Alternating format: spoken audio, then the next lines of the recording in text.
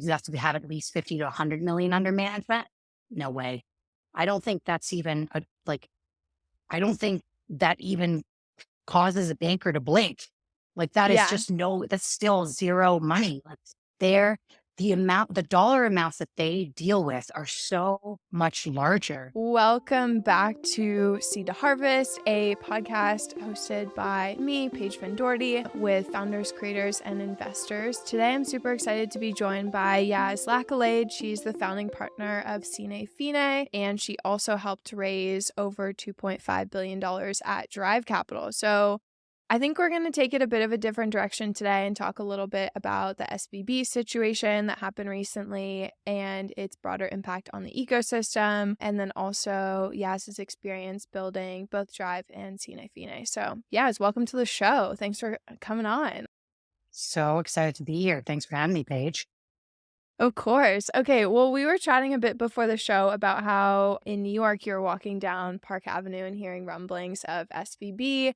And it's been really interesting to see how the broader ecosystem is like venture is a tiny crumb of the overall asset management space, having such a large impact on the overall ecosystem. So I'd love do you want to kick it off from there and talk a bit about what your experience has been seeing that from the inside? Yeah.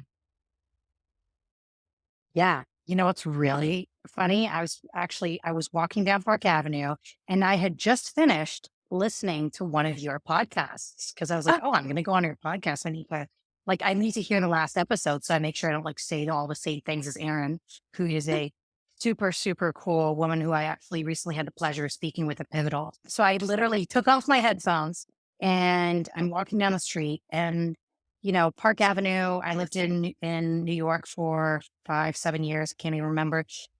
And New York is home to traditional banking, hedge funds, that whole bro community.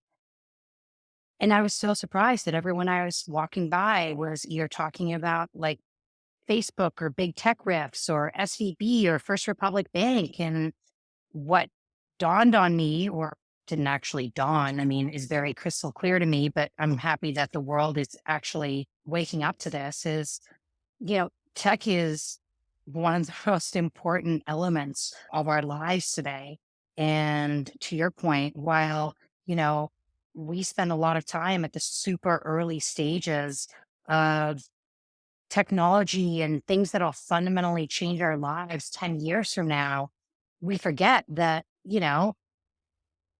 now we just get into a stranger's car and we sleep on a stranger's couch. And that is like a daily, like normal thing we do. And when there's an upset in that whole system, it is going to have an effect from like Park Street to Main or from Park Ave to Main Street.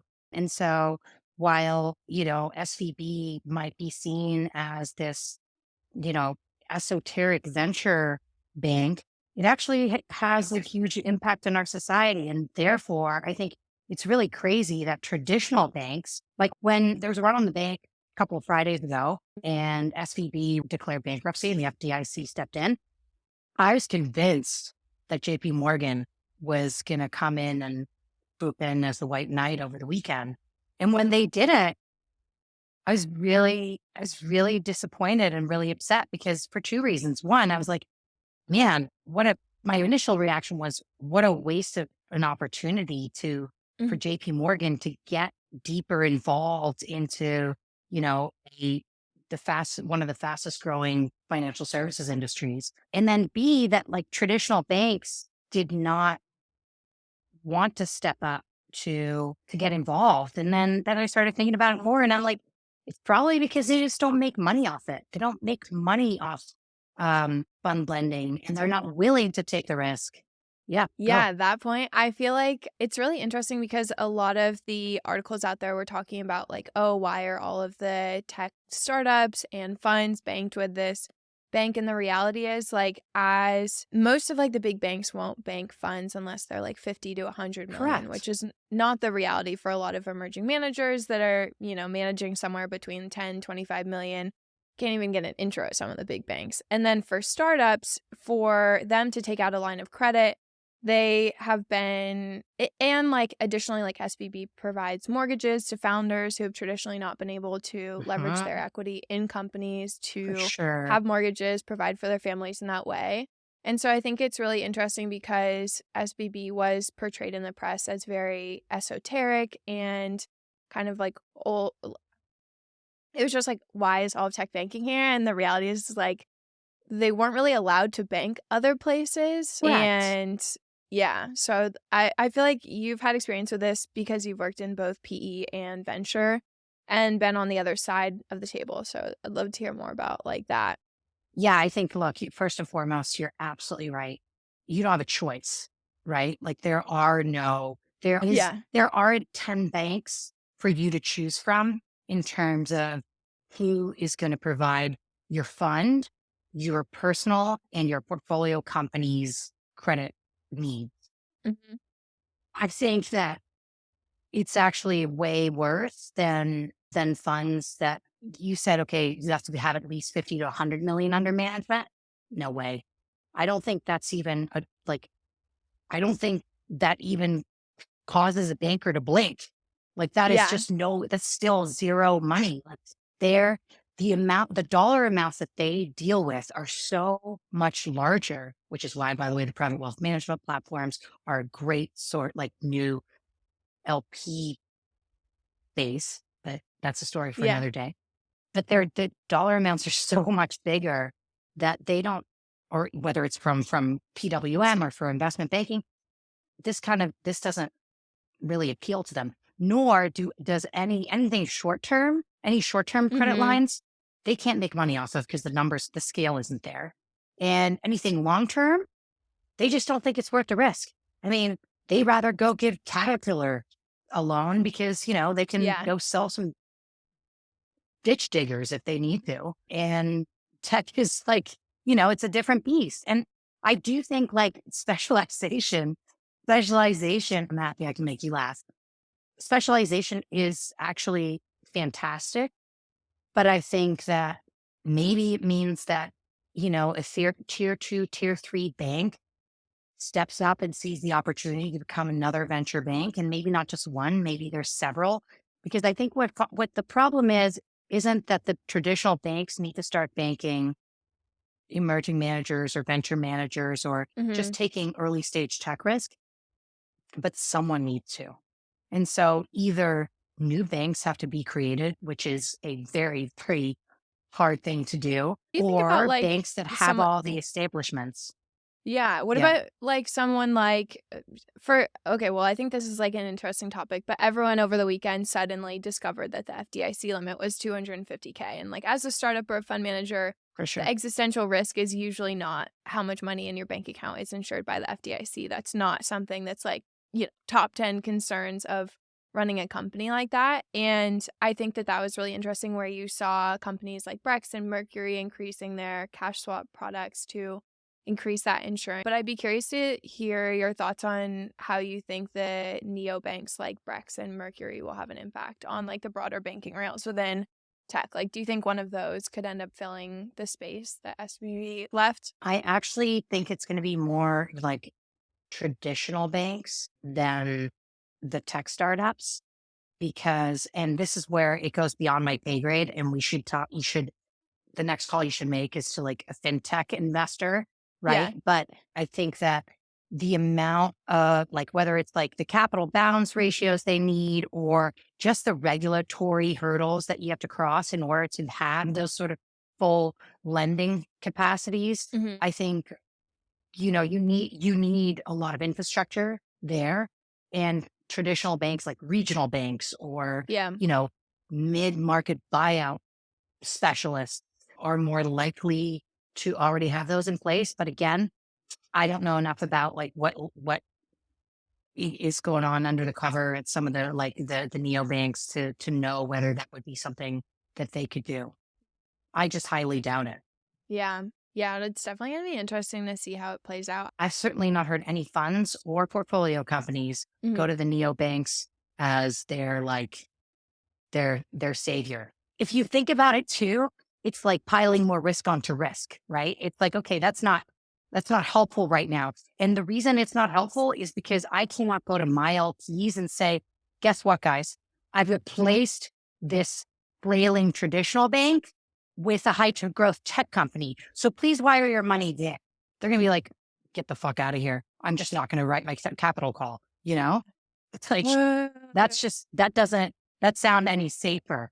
So even whether I understand it at like a minute, like piping level or not, I think Yeah. LPs definitely want to understand it. And that's not knocking on LPs. It's just like, why would they understand whether Brex has the capacity to do that? Most I of them have think never like, heard of Brex or Mercury. yeah, like I walked into like our local First Republic bank because we bank with them, and like the banker that I spoke with didn't know what Brex was. And I think like as an investor, especially the earliest stage, like my job is to be on top of what's going on at the earliest stages and like understand that really deeply. But I think that in the early stage it becomes a bubble where you can assume that other people like know that same level of information, and especially like on the institutional LP side when you have more, I would say, conservative or like less risk oriented investors. I think that there is a like it's just like it's interesting different risk profile from investing in early stage companies to managing a venture fund where you're like managing other people's money, which I think is what For caused sure. like the very fast flight when there were signs of trouble at Silicon Valley Bank. But anyways, Sure. I feel like I would love to also dive into some of your experiences and stories building both Drive and Sinefine. So to start, can you share more about what Sinefine is and the inspiration behind the name, what you're investing in? Oh, wow. I rarely get asked what's the inspiration behind the Naming name. is Thank you. big. Naming is big, and I've gotten a lot of flack for my name because no one seems to understand it. And I can't undo it because I don't want to, because it was the first thing that came out of my heart and soul. And I gotta say, I love my gut and I stick with it. But it's hard to pronounce and a mouthful. Senior means limitless. And for me, gosh, that's super important in so many aspects of my life, whether it's like what I like the philosophy of life that I want to impart on my daughters, or how I want to encourage the GPs that I work with, or honestly, on like a lonely startup Wednesday, Thursday, yes, Thursday, like today, like ways that I encourage myself, Yeah. because all of us are doing something that is incredibly new, really pioneering, and it can be really lonely and you can start looking down the barrel, but I don't want to do that. I always want to be looking up and realizing that the opportunities in life are limitless and they're yours to take. You just got to go out and grab them. And that really was somewhat of the impetus for why I built Cine Fine. I saw a growing need in the market for emerging manager aggregation and platforms, because having sat at Drive for a decade and being in charge of our LPs and building, a single early stage venture fund into a fully vertically integrated multi-billion dollar platform, I talked to everything from family offices to some of the biggest pensions and foreign sovereign wealth firms in the world. And what became super evident to me is that venture was here to stay, not a trend. With that comes a bigger problem, which is, while it was great to fundraise from these bigger piles of money as a large venture platform, if we had just wanted to raise for our early stage venture fund, we couldn't have done it, because our first early stage venture fund was a $250 million fund. And it was that size by design, Mm-hmm. because we wanted to write pre-seed checks. We wanted to like preempt series A's, which, back in 2013, 2014, by the way, we're pricing at 200 million. And probably tomorrow won't either and shouldn't. But that's, again, a different topic. But the problem is that now that the LP world is so eager to get a piece of the venture world, 75% of them cannot allocate to funds that are smaller than 300 million because of their concentration limits, which is, their tickets can never be more than 10% of the total AUM. Mhm. So if their minimum ticket size is 30 million, you got to do, Math's that there. translates to Yeah. 300 million and up. Yeah. And so that's about as good as my math skills get. So, but I saw this and I saw people doing this too. And then when I was thinking about, okay, like I want to be a part of this because I think the most exciting part of venture capital is that early stage risk. Right. And it's also like we were saying at the top of the hour, I want to see what's going to be different in my life 10 years from now today. That is it. That is the most exciting part of it. And then I started thinking, all right, well, if I'm going to play in this pond, what is going to be my edge? What will differentiate me from actually a lot of the bigger players that are already established? And to every great idea, I think you always need a little serendipity. Mine was having dinner with my three beautiful little daughters and thinking, wow, I've never looked at women as a vertical, as a sector. And today I've just said women are an asset class because when I looked at the data of women in Yeah. venture, it was, I couldn't unsee it and Sinefine I was born because they're like such a Warren Buffett undervalued part of the world, right? They consistently outperform their male peers anywhere between 35 and 63%, depending on what samples you take, despite the fact that only, they're less than 2% of total deal flow, 6% of LP inflow. They make up 29% of the top quartile performers. So there's this great asymmetry between this outperformance and amount of money that's being deployed in and out of these managers that I was like, this is a great arbitrage, but more importantly, an amazing way to bring women up in this world. And don't get me wrong, this is not, I call myself an accidental feminist.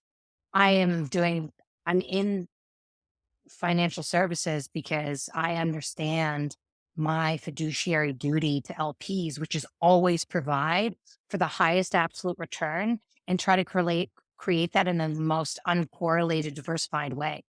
And women fit that bill because not only do women outperform, which I just rattled a bunch of data up Mhm. around, they also are investing in completely different markets. Even when they're investing in the same markets, they don't apply AI to autonomous vehicles. They're more likely to apply AI to the care Mhm. economy or wow, them health. Who would have known?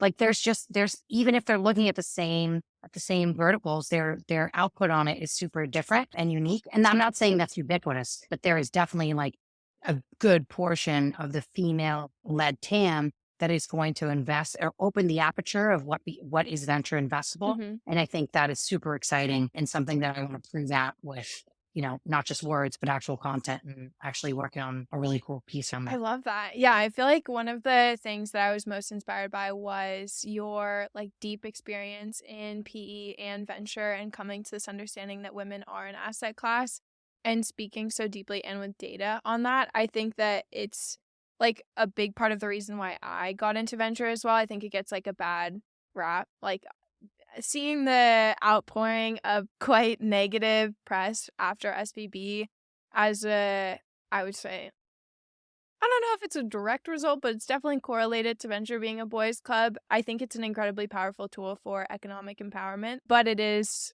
opaque, and I feel like the education aspect of it is really important. I'd be curious to hear more around your work of like LP education, because I also think like on the other side of the table, one of the most important things is having more women and diverse LPs writing checks to fund managers as well, since they only represent, I think it's like 6%. So I'd love to hear more Mhm. about that. I think that's what I spend 80% of my time doing. Yeah. I think like the LP education, what the best way to do it is through Hmm. performance. And there's a handful of us who are really dedicating portfolios to Hmm. women. And I'm so excited to have those people as my peers. And I want us to raise billions of dollars because the best way to show the LP world and just the world at large that women are an asset class is by showing their showing their outperformance relative to their peers, but just also on an absolute basis. And look, in the interim, you have to we are going to all partner with LPs who are pioneers. And a lot of those LPs, the best LPs will be LPs for whom who believe that diverse inputs create superior outputs. Mm. Those are the best. And then the other subgroup of LPs that are amazing are LPs to whom that are really directly tied to the outcome. And by that, I mean LPs who are investing their own money, their own family's money, who will get paid more if their portfolios pay. Because when I look at LPs, I'm always thinking about what are your incentives? Like, what do you need to be successful and how can I help you in that process? And for some LPs, that means create something super esoteric that no one else can do and, creates this really unique return profile. For other LPs, it actually has to also have an element of like safety. And that's the trickiest part. And that's the trickiest part with venture in general. Like you're always it's a balance act where you want to show that taking risk in early stage funds and underlying portfolio companies in a diversified way is not actually out of their risk Right. profile, risk parameters. That's a very hard dance. Yeah. So those are the hardest Yeah. I feel like it's that. because at the end of the day, they don't get paid more if you put up, a 5X fund or a 4.5X fund, but they definitely get fired if you create any sort of reputational risk or just like squander the money away. Yeah. Right. Yeah. So you gotta manage the downside risk a lot more than really like show that you've got this like top returning.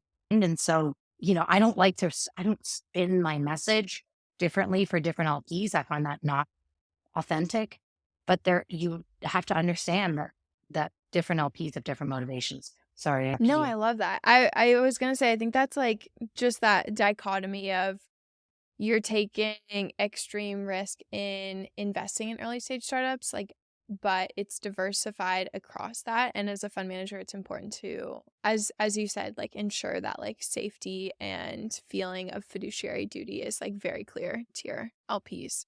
Ugh, But yeah, yeah. yeah. Okay, well, I want to talk a bit more about, we were talking about it a little bit, but like about journaling. I would love to hear more about like your process of Mm. journaling and kind of, have you gone back and read any of your earlier journal entries? I'd be curious to hear it too. In the building stages, things can just feel like it's the end of the world, or like things are super, super Oh my gosh, exciting. yes. And then you look back and you're like, dang, this was just like a small part of my journey, but it felt so big at the time, or something like that. Oh, totally. Oh my God. Like I could just totally break down and in this part of the interview, but that's kind of me. I'm definitely not stoic. I think, I just literally, so I started using Day Yeah, One, yeah, yeah. I love uh, day one. which is a great little app. And I mean, if it has a lot of different bells and whistles, great. I don't necessarily use them for that. It's funny, I remember things that are really important. And I hear you on there are things when you start building your business that seem really big that you look back on and you're like, oh, that wasn't that big. My experience has been somewhat different. Mm. I think, for example, it was so hard for me to put out my first presentation. My first iteration of my presentation was like, I had so much anxiety about sitting down, doing Yep. it, showing the world. It was like as though I was writing a book and trying to send it to an agent. And there's many, many amazing quotes that I could quote there, like Anne Lamott, who's like, always go out with your shitty first draft. It's Bird such a by great motto in Bird. life. That's one of You my should try favorite using it. books. I love that book. Yes. I love those. I love. Oh, we have so many commonalities. I can already tell if that one hit the mark. But that comes up again and again because then you're writing your first PPM and your first LPA and you've got to negotiate your first red line to your with your Yep. cornerstone investor, and then you've got to put out your first piece of content, and then you've got to put out your first RFP. Everything that is a first has that first element, that same element of like vulnerability and fear and putting yourself out there. And I think that having seen how, ooh, having seen that on the other side of fear is freedom, it's so liberating, and you are putting out your shitty first draft at faster and faster iterations, and it makes you get better quicker and quicker. So for me, it's not that I don't look at the old stuff anymore. It's that I use it to build on it. And my first entry, by the way, is like the Teddy Roosevelt Daring Greatly that I stole from Brene Brown, and about daring greatly and being in the arena and being covered in The blood, man sweat, in and the tears. arena. Basically living, Yeah. living deliberately and having a lot of courage. Like, that's what we're doing. Like, if we want to do dope shit in our lives, I've got a mug here that says that, we've got to get out and like do something, right? Like, no one's going to do anything for Yeah. us. So you've got to get into that arena every day. And it's scary. And yet, like, every time I'm confronted with like the scariest thing and I get through it, I always feel this like huge sense of vitality and freedom on the other end. I feel like I had to like Anyway, take a deep breath that's one after of my her things. that. I was like, huh. It's also it's nice to hear like from people that have been through that process that like I remember this was like one of my experiences was like my first syndicate that I ever did. I remember sending the wire and be like, "Oh." And I wrote about my experience, and I remember Andy Wiseman from USV DM me, and he was like, I still feel that same anxiety when I send a term sheet today, and I don't know if I'm gonna like win that deal or how it's gonna come back. And I Ugh. was just like, I felt so seen, and I feel like the same exact experience happened for me when you talked about like putting out your first presentation. Like I remember just going through that on our first fund, and it took like so many iterations, and it's like so nerve-wracking because you're like, people are going to see this and they're going to remember it, blah, blah, blah. But the reality is like, and this is both a good and a bad thing, is like, no one cares that much. You know, it's like, it's very much being in your head and just like, you're like, all right, once I get it out, it's going to feel better. But it does take a while to do it. I think you can care a tremendous amount. And I think only if you do care a tremendous amount, are you going to, Yeah. only if you do that, are you ever going to deliver greatness, right? If Yeah. you want greatness. But, and this is why I think your podcast is so amazing. And you should never, like, not never, but like stick with it. I think it'll always like encourage you. But that's why I also think if you run out of space and time to deliver content, make it more raw. Like, bring your journal online. Like, I'd love to do that once I'm up and running, because I think that, just like you were saying, it doesn't matter how successful you are. We're all just humans. And it Yeah. doesn't matter whether you're running 5 million or 5 billion or 50 billion. Like, everyone still has an imposter syndrome. Everyone still wakes up in like fear some days. Like, just the condition of being human does not change. Right. So, and we totally forget that because of this like lack of transparency. And when you bring people on podcasts and, you just like, you hear their voices and you like touch their soul, or you just hear their heartbeat in a certain way. Oh man, it changes everything, and it encourages people. And I think that is so much of what I want to do with my GPs. Like, I'm such a super fan. I'm such a super fan of every woman who's started a fund. And I just want to be like a cheerleader for you and every single other one. And I want to be, the person who introduces you to your next best LP. And I want to be the person you call on a Saturday night when you're curled up in like your shower, like, like Jim Carrey styles, and really need to pick me up, because it's just as important to like realize we're kind of like all just trying to do some cool shit, and that is inherently always going to be Yeah. hard. I love that. I remember a fund manager, because I feel like I'm pretty transparent about my journey. And I think being a fund manager, being a human in general, is a very emotional experience. And I remember talking about like Yeah. how when we were raising our first fund, I was like, definitely had days where I was just like on the floor crying in the shower, and people were just like, oh my God, amazing, Totally. me too. And I think it's I feel like the podcast has provided an avenue to talk more about that I didn't quite feel in like my writing as much, especially as I got like deeper into the fund manager journey. It felt easier to like talk about it with other people. Well, don't you feel like when you got to that the chance to talk to another manager or LP or Yeah. founder? I mean, God, you know what's cool is that like every founder that you work with at the pre-seed stage, they have those shower moments and they want to work with you because you have the empathy. You have been Yeah. there. You know what it's like to be them. They want to work with you because you you can, be a human capital as much as financial capital. But when you find those commonalities, I always feel like there's this giant exhale. And then like with that exhale, that's kind of what I mean with like the Yeah. freedom. It's like when you exhale, it's like you unload the baggage and you clear up and you can do things like Yeah. limitlessly. That's like the whole maybe I should rename my thing exhale because people will actually know how to say it. But they're very much Yeah. tied. I love Anyway. that. Well, we're coming up on the end of our time together. Do you have any parting words of advice for anyone in the audience? Oh man. And my advice is it's like if you feel like you can do something great, go and do it. There will always be people that see it and will support you in it. And it's so rewarding to go out on your own, and especially for women. Oh God, one of the greatest lines I ever heard, and this is not a closing word so much as a closing, you know, 20-minute diatribe. I'm kidding. But there's a great manager I was talking to, and she goes, Yas, I just turned 41. So like now I have the self-confidence of a 25-year-old man. So I figure I could start a fund. And I'm like, oh my God, it's so true. Like, Paige, your generation is different from my generation. Like us 40-year-old women, like we lived in the shame spiral for a really long time, Yeah. and like didn't own our vulnerability and like didn't have the self-confidence. And I'm so excited that you are waving the flag for, I think, a very confident demographic. And maybe I'm wrong about that, in which case we should fix it. But I think like I just want to empower everyone to like go out there and like do something cool with their lives because it's like the most rewarding thing to do. I love that.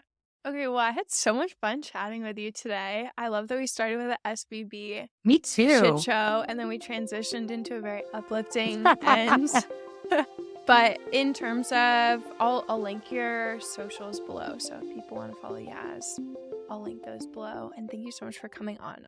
Special thank you to producer Riley Jennings and podcast editor Tate Doherty for your help on this episode. If you're listening and you'd like to connect with me, follow me on Twitter or LinkedIn, Paige Finn with 3 N's. Thanks again for listening. I really appreciate it. You can look out for new episodes every Monday at 5 p.m. PST. And if you'd like to learn more about the strategies and tactics of seasoned institutional investors and rising venture stars, check out our YouTube channel at Seed to Harvest. Also, my TikTok channel is Seed to Harvest, where I post a lot of behind the scenes. And if you like this episode, please rate and review this podcast wherever you get your podcasts, if that's on Apple or Spotify. Anyways, thank you so much for listening. I hope you have an awesome rest of your day.